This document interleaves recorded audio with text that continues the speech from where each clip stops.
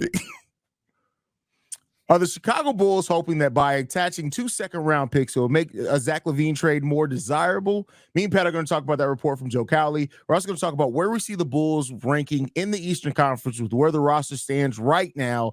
And lastly, we're also going to look at the worst draft bust by the Chicago Bulls in the history of the team. We're going to get into all that and more right after this.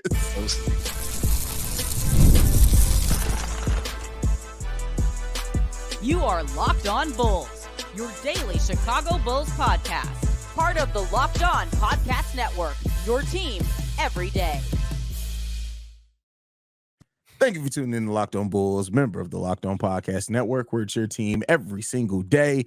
That's Pat the Designer, host and creator of the Windy City Breeze, and host of the Chicago Bears podcast over at ESPN 1000. I'm Haize, host and creator of Chicago Bulls Central and Chicago Bears Central YouTube pages and podcast. And today's episode is brought to you by FanDuel. Make every moment more as the playoffs wind down. The sports stop sporting like we want them to. But this summer, FanDuel is hooking up all customers with a boost or bonus daily. That's right. There's something for everyone every day, all summer long. Visit FanDuel.com to get started. Pat, according to one Joe Cowley, the Chicago Bulls are hoping that they can attach the 2 second-round picks that were acquired in the DeMar DeRozan signing trade to make a Zach LaVine trade more desirable. Now, I don't know if we've heard that the Bulls have floated around first-round picks. I don't know if adding a couple of seconds is going to do anything there, unless they're saying add seconds to the first-round pick that they've already offered. What are you thinking, Pat? Well, I mean, listen, maybe getting the 2 seconds back was an opportunity, knowing that, right? Because if you offer the Portland pick, the Portland pick is dead. Right? It's not going to be a first-round pick. There's no time where Portland's going to work this out. If that pick does not come to fruition, what is it, 2026? I believe the protections end on that pick, or 2027? On the Portland pick, 2028. It's all the way out to 2028. What kind of deal is that? That's why they said that was such a bad, like, I can't remember who the Trailblazers GM was at that time, but it's like he didn't understand how protections work. The fact that they protected it that far, it meant that they can't trade any first-round pick for that whole time because the Stepien rule. It was stupid. It was weird, and they've done nothing with any of them. But till 2028, right? Like, if you offer that Portland pick, Portland is not going to be in a winning situation in my mind anytime soon from now until 2028. Maybe they get lucky and catch a miracle, right, and it works out for the Bulls. So that would have turned into 2 second-round picks essentially, and maybe that's kind of the Bulls' bargaining chip there. But now you got the 2 second-round picks outright. You can offer that up to attach that to a Zach LaVine trade, kind of saying basically, hey, here's the same thing, but you'll get this sooner than you would get it with the Portland pick. But outside of that, I mean, listen, I think it just continues to further the narrative of kind of where the Bulls are right now with the Zach LaVine trade value. And it is not in a good place right now. And I think that, you know, the fact that you have to attach assets, you don't want to attach first-round draft capital to try and move one from Zach LaVine. But I don't know if 2 second-round picks is enticing enough to be like, oh, my God, well, that was what we were missing there. You know, we've been missing those late-round guys that we're really trying to hit on right now. Like, I don't think any team is really out here looking for those 2 second-round picks. And so I guess it helps. It does improve the deal in a sense, right? But at the end of the day, it's not like you turned the Zach LaVine situation on its heels by attaching 2 second-round picks to it. And I guess, listen, if you got the extra picks to do it, maybe that is the case. Maybe you're in the best case scenario, right? Where you're attaching a Portland pick and 2 second-round picks. Take it all. We don't need none of this no more. Just please get them off the team. It's a very sad spot where this conversation is really gone. It really is. At the end of if your hopes and dreams of moving a player that has averaged 25 points per game hinges on throwing in a couple of more second round picks, that's just not a good spot to be in, my boy. Like, I don't know what else to tell you there. Like, yeah, I mean, and here's my thing with it, right? Like, now you're talking about trying to, and I don't know if you saw the what is old boy name? He writes for is it Stephen No or Steph No? Stephen No. Stephen No, like that. Something like that. He wrote a very interesting article talking about how Zach LaVine's worth is actually being blown out of proportion, and people are taking taking it to the extreme. A very well written article. I thought it was a very good read. But basically that, Zach LaVine's worth, how people are trying to diminish it is not what everybody's saying it is, right? Like, there was even a part in there where, how I've talked about how he's the losingest player in NBA history, or not NBA history. I don't know if he's that bad. But he's the losingest player in the NBA right now. I think currently right now for players that played over 500 games, something like that, right? He's the losingest player. And he was like, well, you also have to look at it from the fact that he's had 10 head coaches in his time. He's had, like in his time in the NBA, he's had the Minnesota Timberwolves situation. He's dealt with the injuries in the beginning. He's dealt with not Fred Hoiberg, Jim Boylan, who, listen, you're going to lose a lot of games with Jim Boylan's at the helm, right? So, and Fred Hoiberg, for that matter, too. Yeah, a little bit, yeah. But like all of these situations that just spoke to. Oh, no. Fred was gone by then. Wasn't he? He was there for part of Fred. Fred was fired halfway through the season. Remember? Okay. And Jim took over. But why does Zach LaVine's situation is where it is? And while I disagree with parts of it, I do think that the sentiment of his value is not simply tied to him winning or losing games or the contract itself, because the contract is not bad. Basically, all the things that we've said, but like, it's almost a combination of everything that is put them in this situation. But that's what I've said before when I've described it as a Venn diagram. It's like everything overlapping at the right time between narrative, injury, the Bulls losing, like whatever else. It's a Venn diagram of things that are all overlapping, and that's what's causing the devaluation of Zach. And of course, they're going to communicate it as one way, but like, people lose context as things happen. You get further and further away from the context. The context is communicated less and less. Like, I've heard this communicated so many times. Well, Zach LaVine has the lowest winner percentage. Like, yeah, but go look at those teams. It's not very many players in the NBA that could have turned those teams into winning teams. The other part that he brought out in the article that I thought was good was he was like 76 of Zach LaVine's 110 teammates are not in the NBA. That's crazy. That was the part I was gonna bring out. That's like crazy. It was like when you break things down in a certain way. But again, right? Like, here's my question. And I answer this in the comments below as well. I know it's different now because we're currently in the CBA. But have we not seen players with the same storyline as Zach LaVine be moved? And this is why I've said it's got to be something we're not hearing that we don't know. Is Bradley Beal not that same situation? Like I said, Bradley Beal was traded right before everybody was like, this contract you dig is coming. Y'all just got to figure it out when it get there. Yeah, I think the Bradley Beal situation, Bradley Beal also gets, I think he comes from one of those franchises where they just give the benefit of the doubt to say, hey, you play for the Wizards. Like, come on, man. But no, but my point is, yes, I agree with you. But I mean, listen, I think right now the Bulls are that. It's like, well, they play for the Bulls. You know what I mean? Like, I'm not going to sit here and pretend like they're not, but I think the situation of big contract, talented player, heck of a talent, injury prone, and doesn't win a lot. Bradley Beal's two winning situations are with Russell Westbrook and with John Wall. Outside of that, he has not been a part of any winning. That's a fact.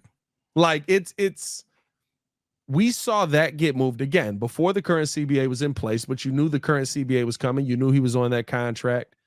And we're seeing so much pushback on a Zach LaVine move. I do wonder, like, I'm almost on my Wendy right now. Like, what's going on over there? What are y'all doing? What are y'all doing over there? So think about this for a second. Yeah, so I mean, like, I'm a little confused by this. Yeah, I mean, at some point, there's going to be a team that's willing to bite, and the Bulls have to hope that when that time comes, that not too much damage has been done to whatever their plan is going forward. And that's something that's hard for us to say now. We can say what we think it's going to be, but I put something on Twitter today asking people if they thought this was going to be a team that was going to contend for a playoff spot, a play-in spot, or whatnot. And everybody, the answers were all over the place. So, ultimately, I think that the Bulls are going to they're going to get to a point where they have to take if truly, as much as we've been heard that they want to move Zach LaVine, if the value doesn't increase, they're going to have to get to a point where they're just going to have to take the deal that's there. And as I've been saying, Bulls fans prepare to be very disappointed by that deal. That listen, at this point, if you're expecting to be excited by whatever deal comes back, if there's even a deal to come back, yes, Pat, there are still Bulls fans that still hold out hope that that's the case, bro. There are still Bulls fans that still hope that Derrick Rose is going to come back and save this franchise. We have coping is real, bro. And I've seen it more so the last 2 weeks than I ever have before. Since the Alex Caruso trade, I've seen people that I know for a fact are highly intelligent people just cope and just be like piles of just like, calm down, cope harder. Like, what are we doing here, bro? Bro, I'm telling you, man, it's not a good time when every GM makes this face whenever you talk about adding them 2 second-round picks.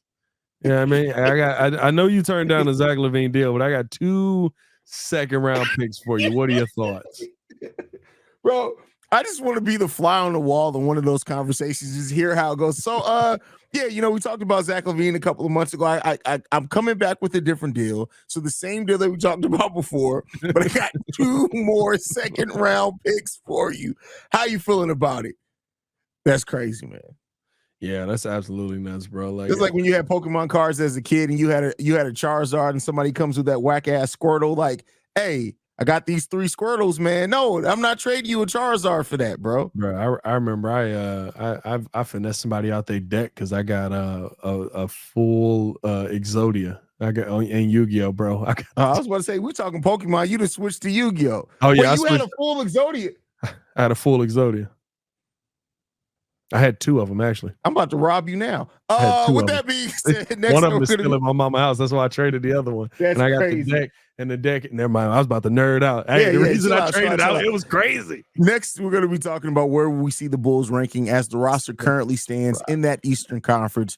But first, we got to get into a message from one of our sponsors, and that is FanDuel. I love sports. I love them so much, I never want them to stop. But as the playoffs wind down, we get fewer games, and the sports aren't sporting like I want them to. But FanDuel lets me keep the sports going whenever I want. All I have to do is open the app and dream up bets anytime I'm in the mood. And this summer, FanDuel is hooking up all customers with a boost or bonus daily. That's right. There's something for everyone, every day, all summer long. So head over to FanDuel.com and start making the most out of your summer. FanDuel, official sports betting partner of Major League Baseball.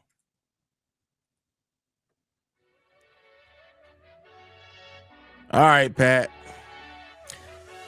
Where do the Bulls rank in the East, man, as it stands right now? There have been a number of teams to make some changes in the East, some teams that are hoping on better health over the course of the season as well. I'm going to throw this one to you, Pat. Right now, as you look at things, where do you see the Bulls ranking in the Eastern Conference? Right where we left off. 9th or 10th. Everybody else got better. Everybody, we kind of did this exercise. I want to say we did this Friday's episode where you went through, like, I mean, legitimately, everybody else became a better basketball team in the East. Yeah, everybody. Like all the top 8 teams, I don't see any of those changing as far as being in the top 8. The positioning may change some, but the Celtics, Knicks, Bucks, Cavaliers, Orlando Magic, Pacers, 76ers, Heat, I still see them all being the top 8 teams. Pacers, I guess, stayed the same. Yeah, but I'm just saying, I still see them all staying in that place, right? And then you look at the teams below the Bulls. The Atlanta Hawks, I don't know if they're going to get better because not having DeJounte Murray and Trae Young there as far as breaking up some of that monotony there. You got Risha Share who's coming in there. I don't know how much you want to put on a rookie, but overall, even if you like, they had 36 wins last year. They're probably going to stay somewhere around there unless they start making what? I'll say this. Atlanta is the intriguing one. I think Atlanta gets better because they finally got rid of the problem. What was the problem? They had 2 dudes that needed to have the ball in their hands, and they couldn't figure out how to keep I didn't know if you were calling DeJounte himself the problem. No. DeJounte is not a problem. The combination. I'm just saying, you changed the problem with the team that, like, the second they traded for him, I was like, well, that ain't gonna work. Both of these mugs need the ball in their hands.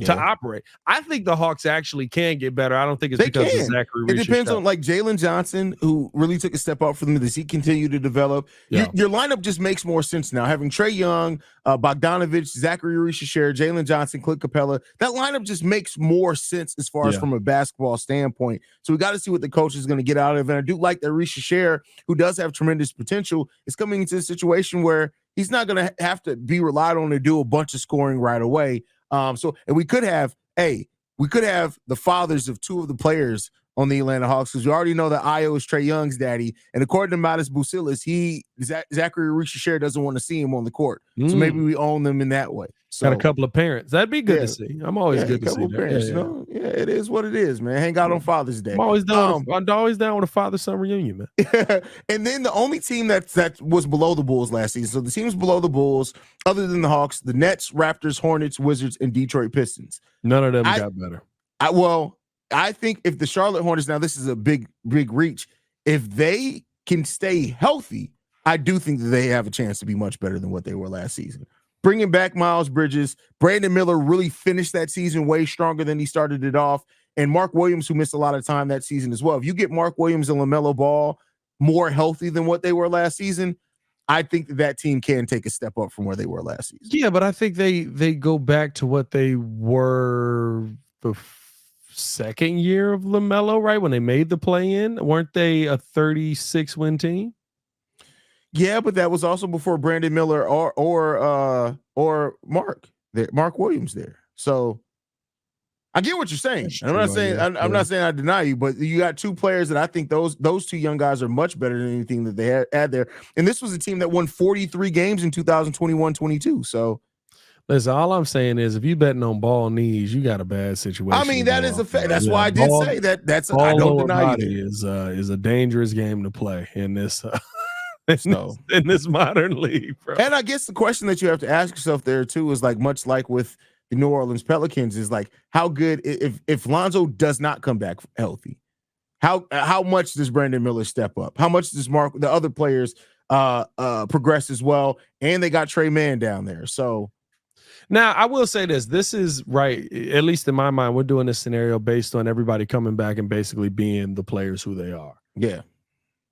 Kobe White takes a step. How much does that improve the Bulls? Josh Giddey plays like he played in OKC, where it's not to say he's still not 16 points a game, but like he's facilitating the ball very similar to what he did in OKC. How much does that change the Bulls? That's the thing, though, is that I can see very well this team being a team that's playing a more exciting brand of basketball, but I don't know how much I think that this team, with the lack of defense, still lack of shot blocking, still lack of three-point shooting, I still think that this is a team that they may make some games interesting, but they may keep in mind how many games the Bulls played 27, or they have 27 clutch game wins. Yeah. And a lot of that was because of DeMar DeRozan. They don't have that anymore now. So I think that this is going to be a team that even if they do play similar to the same level, you don't have your closer. So now hopefully somebody steps up in that, and then we're having a different conversation. But if they don't, I could very well see us saying, dang, that one just got away. If only they learn how to close. But I think is this the situation now where maybe you're not in the clutch games, because think about how we got in a lot of those clutch games, blown leads in the fourth because we just couldn't score. I mean, like the offense now, maybe defensively you can't stop anybody. I don't know what this defense is going to look like without Alex Caruso being a part of it, but offensively speaking, I would say this is a more capable offensive team. I'm not going to say it's a better offensive team because DeMar is an offense by himself, but I think this is a more capable offensive team where you can have somebody literally setting everybody up to go out there and be successful. And Josh Giddey, that Kobe White relationship, I would assume was probably playing in the fourth quarter, very similar to how AC used to, right? Like I think that you have more capability to be an offensive team and maybe not have those scoring droughts where last season, I mean, it was like, listen, yeah, but those scoring droughts also were in part because there's no spacing, and we still don't shape up to have a lot of spacing. That's a large part in why we were so easy to defend down the stretch as well. I mean, I guess that math problem that me and you have talked about a lot for the last 3 years still has a big chance to present itself. But see, the math problem is the Bulls don't take the threes. Now that problem can still exist completely. That's the part where it's like, you're just not like, do math, dog. Like if you don't take them, you're not going to be able to be in this game. I don't know what to tell you. Now, though, I mean, you're talking about having percentage-wise 4 players that all shoot above 4 players that shoot above 40% from 3, right? Or above 38% from 3. And who? We got Patrick Williams. Kobe, Duarte. Kobe doesn't shoot over 38% from 3. What's Kobe?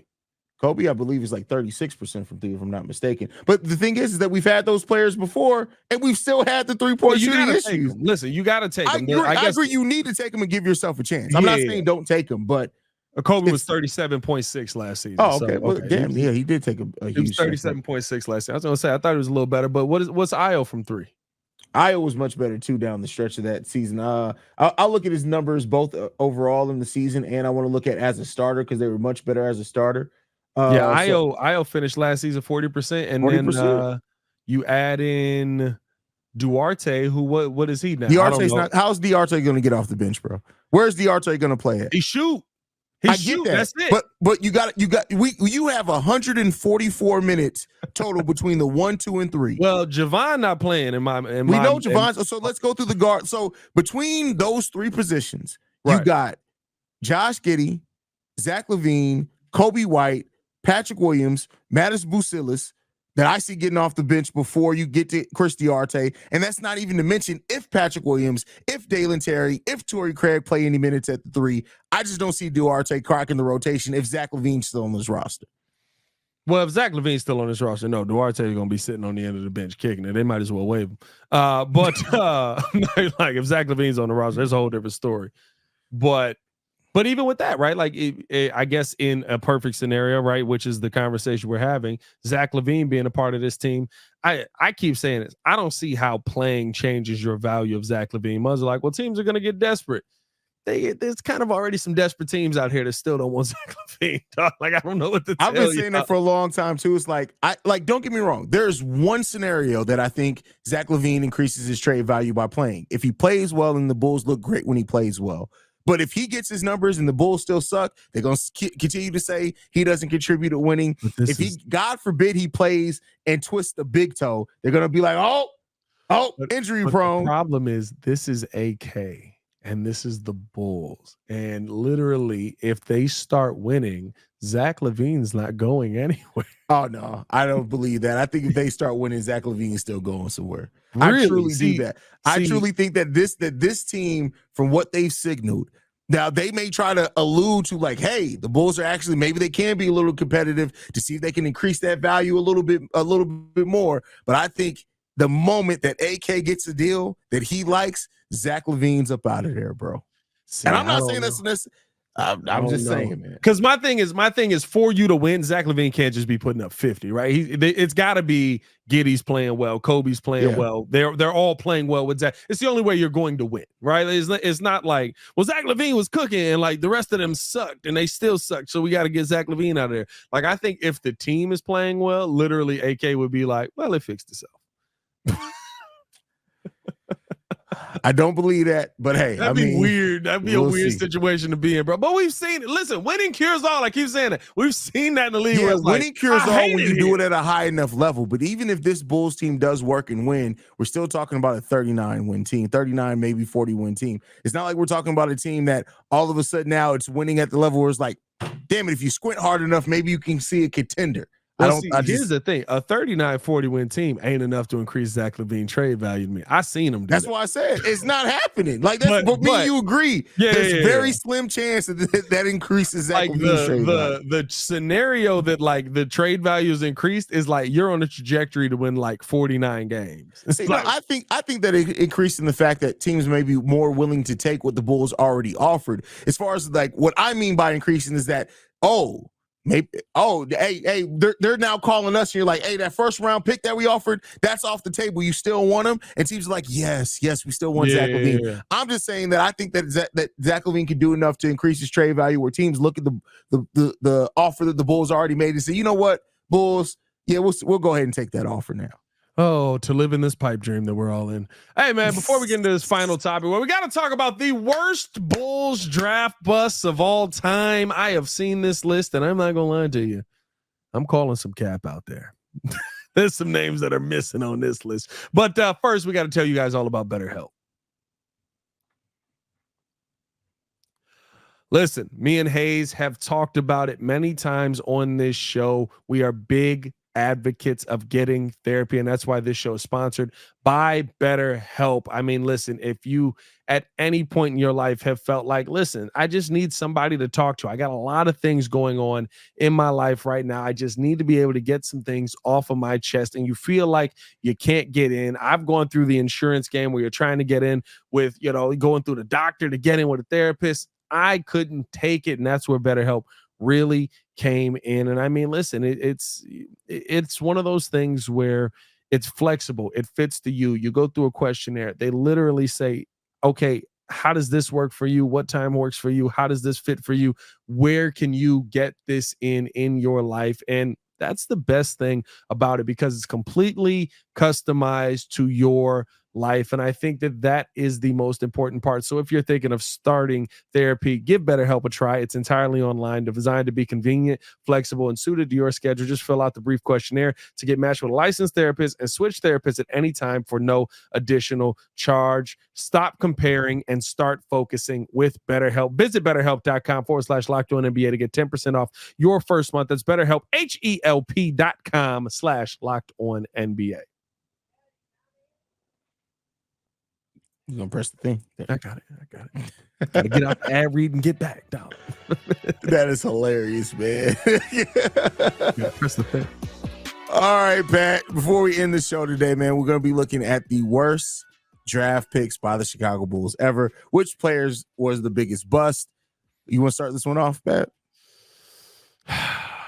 This was such an interesting one to see because,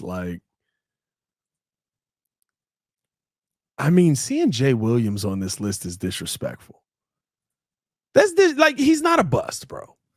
Number 5 was Jay Williams, and number 5. I got it backwards. Number 5 was Brad Sellers. It looks like.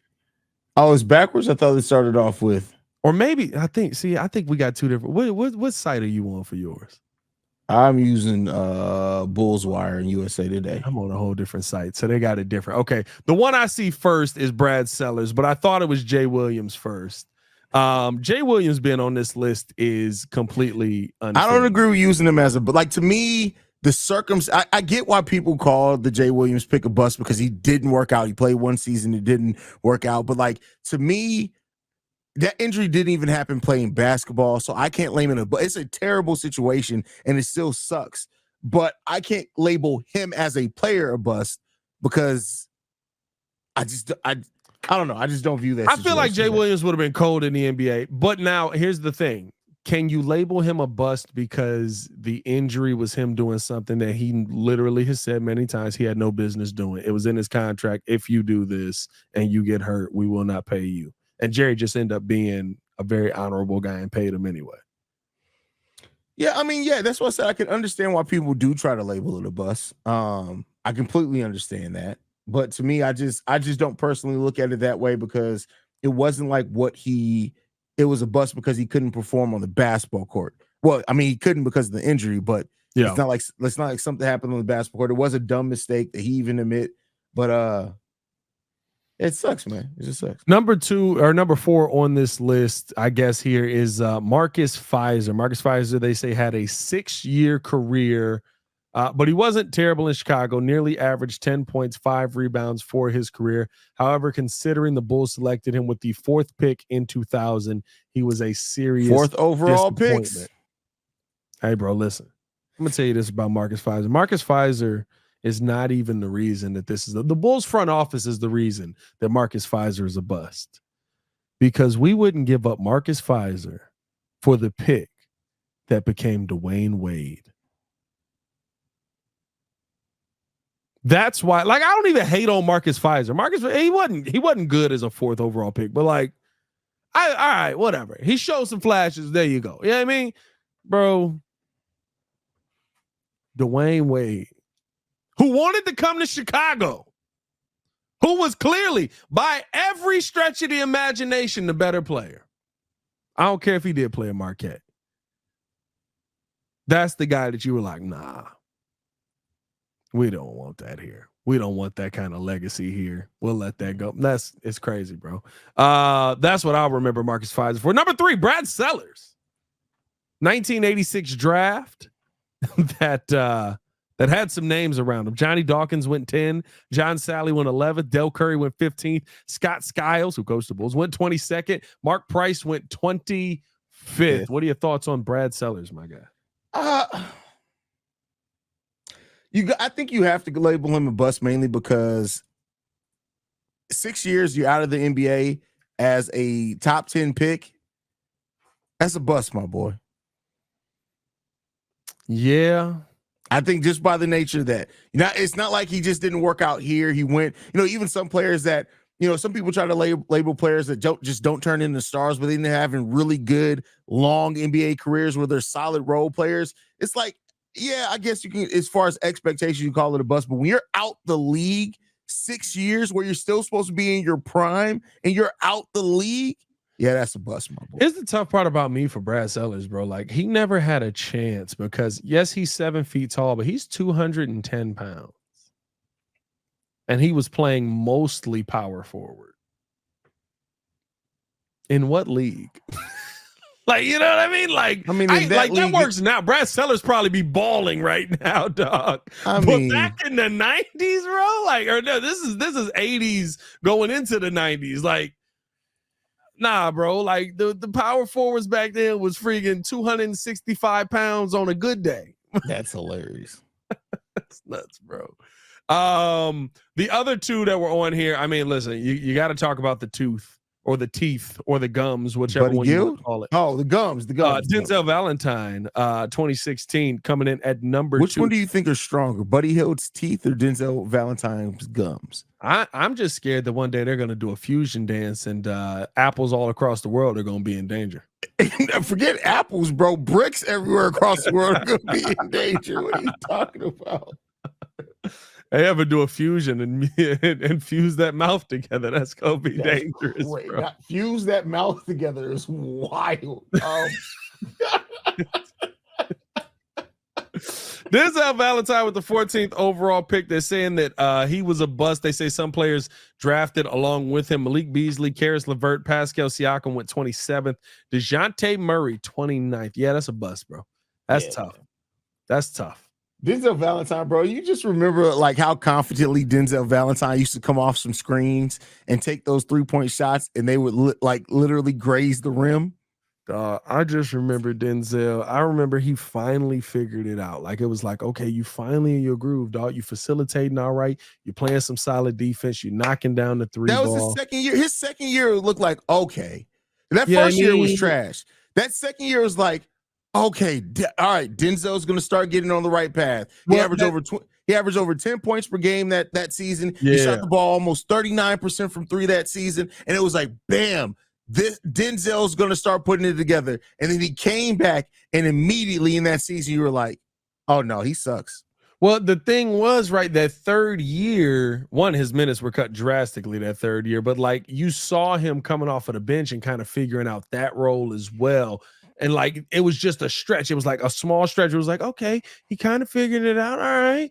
And then he took that shot. Stacey King said, oh no. And that was the end of his career. Like Stacey King ended her career, bro. Stacey done that, man. Oh no. And it was done, bro. And then they finished it off. They say the worst of all time was Tate Armstrong, 1977. I'm not going to lie. I have no point of reference with Tate Armstrong. I'm a Bulls junkie, and I can't tell you what the 1977 Chicago Bulls were doing with Tate Armstrong. I got nothing for you on that. Was anybody missing from this list in your mind? Tyrese Thomas. Oof. Tyrese Thomas. Period. The hate you have for Tyrese Thomas is impressive. It's not even hate, bro. Like, it's just real. Like, you traded and you had the number 1 overall pick. You had a player that literally fit exactly what you need as well in LaMarcus Aldridge. Everything that's just made sense. And then you go for the young athletic guy who had a great NCAA tournament. And the fact of the matter is Tyrese Thomas was always a really good specimen and an athlete, but never a good basketball player. You know what killed me about Tyrese Thomas was like the freaking when he was trying to add that jump shot, bro. That was the worst time. And he never tucked that elbow quite right. The elbow just never quite got tucked. Like, yeah, it was. Whenever he tucked it, bro, I ain't gonna lie. Whenever he tucked it, that mug was pure. But when that mug was out here, bro, like he was like, I remember there was one game where Tyrese Thomas hit 3 3-pointers and took them confidently. And I don't know if that was before Derek got here or not, but he took those 3 3-pointers confidently. And you're just like, hey, maybe he can put it together. And then you started realizing, like, all you got to do is move your eyebrow. If you moved your eyebrows, he would jump and try to pump fake.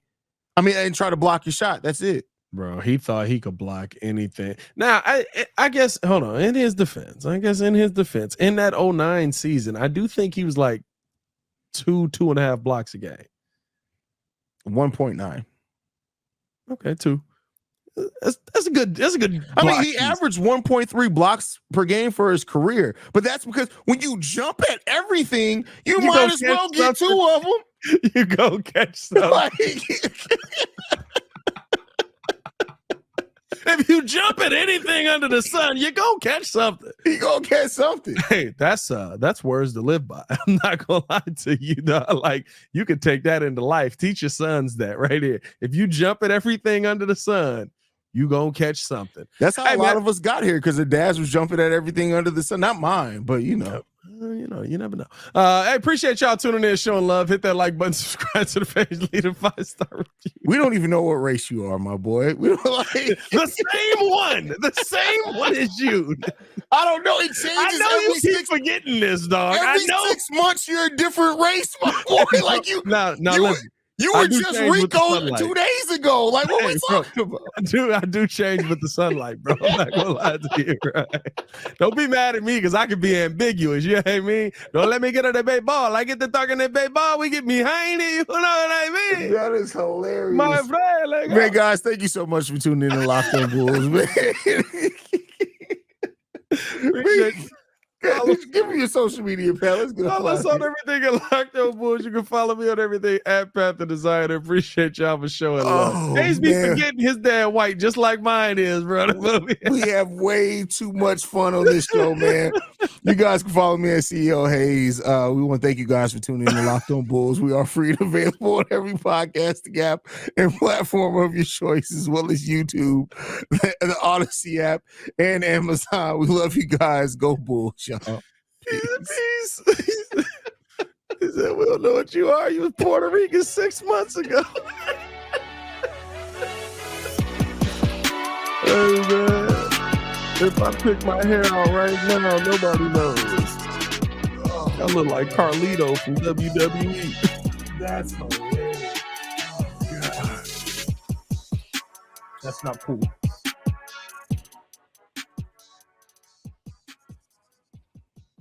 Not us doing a 37-minute episode.